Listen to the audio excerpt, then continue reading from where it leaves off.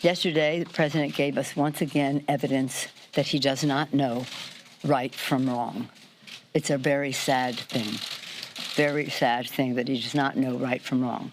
I believe that he has been involved in a criminal cover-up. I've said that before, and our investigation is demonstrating that. The Mueller report showed obstruction of justice in at least 10, perhaps 11 places.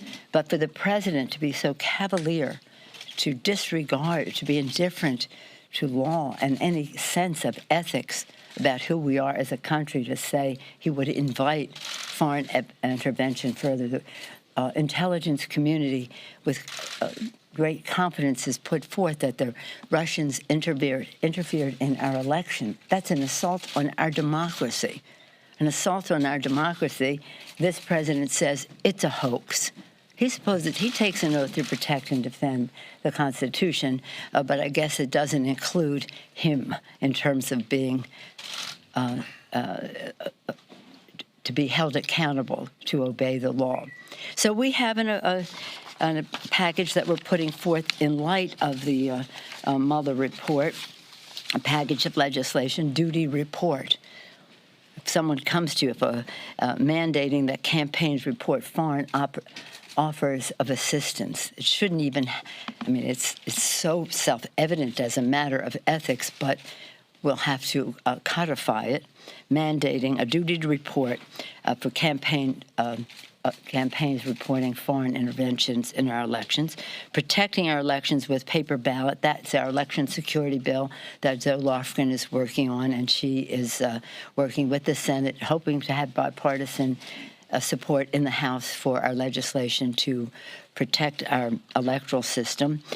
Closing foreign money loopholes, that's Mr. Sarbanes' bill post the Mueller report. And Mr. Thompson will be having a hearing in the Homeland Security Committee about preventing foreign disinformation. That is just a sample of some of the things that will be out there.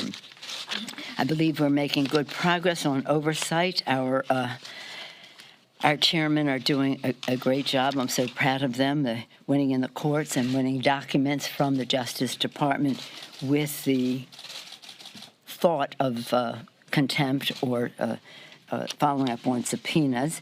And we're going to get the truth for the American people so that they can know what the attack is on our country, what the president refused to do about it, and what he engaged in to cover up what was done.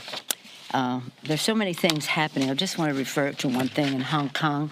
As many of you know, or some of you do anyway, the issue of China has been an important one for me since Tiananmen Square, even before, but in terms of public policy here in the Congress in Tiananmen Square. And on June 4th, we celebrated the 30th anniversary of the massacre in Tiananmen Square. At the same time, we're observing that the Chinese government is engaged in arresting millions of Uyghurs and putting them into education camps.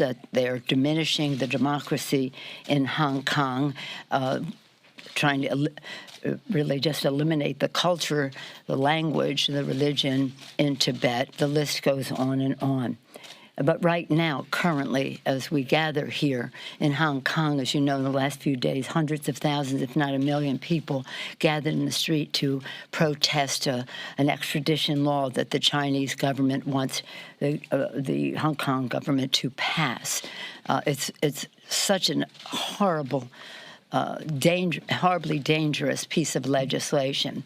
I'm very pleased to be supporting legislation that Senator Marco Rubio and Chris Smith on the Republican side, Jim McGovern and I on our side, and others are putting forth to improve and modernize the Hong Kong-U.S. Relations Act, U.S.-Hong Kong Relations Act, and that, I think, is going to be submitted today. They're just finalizing it, perhaps being submitted today.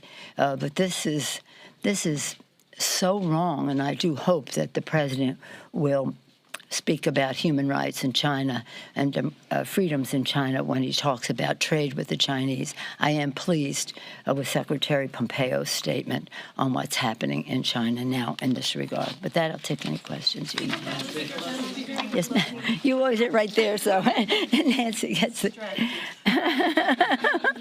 When it comes to this issue of opposition research, what would you do if a House Democrat accepted assistance, campaign assistance from a foreign power? Well, we're saying it's against the law. It's so against any sense of decency. But let me give you an example. Perhaps you don't know this, or maybe you do, but to remind.